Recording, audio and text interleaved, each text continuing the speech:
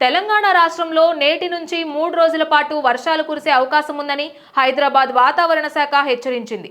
ఉపరితల ఆవర్తనం కారణంగా రాష్ట్రంలోని పలు ప్రాంతాల్లో తేలికపాటి నుంచి ఓ మోస్తారు వర్షాలు కురిసే అవకాశం ఉందని అధికారులు తెలిపారు. ముఖ్యంగా భద్రాద్రి, కొత్తగూడెం, ఖమ్మం, ములుగు, నారాయణపేట్, మహబూబ్ నగర్, నాగర్ కర్నూల్, వనపర్తి, గద్వాల్, వికారాబాద్, రంగారెడ్డితో పాటు ఉత్తర తెలంగాణ జిల్లాలో ఉరుములు మెరుపులతో కూడిన వర్షాలు కురిసే అవకాశం ఉందని వాతావరణ శాఖ సూచించింది.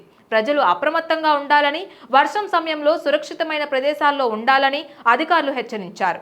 రాగల 24 గంటల్లో మరిన్ని ప్రాంతాలకు వర్ష సూచనలు ఉండే అవకాశం ఉందని వాతావరణ శాఖ తెలిపింది.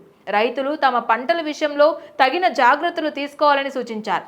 గత కొన్ని రోజులుగా రాష్ట్రంలో అధిక ఉష్ణోగ్రతలు నమోదవుతున్న నేపథ్యంలో ఈ వర్షాలు ప్రజలకు కొంతవరకు ఉపశమనం కలిగించే అవకాశం ఉంది. కాగా ఇప్పటికే హైదరాబాద్లోని దిల్సుఖ్ నగర్, ఎల్బీ నగర్, చర్లపల్లి, తార్నాక, మల్లాపూర్, రామాంతపూర్, ఓయూ, వనస్థలిపురం, నాగోల్, కుకట్పల్లి, మియాపూర్, కొండాపూర్, లింగంపల్లి, హఫీజ్పేటలో వర్షం కురిసింది.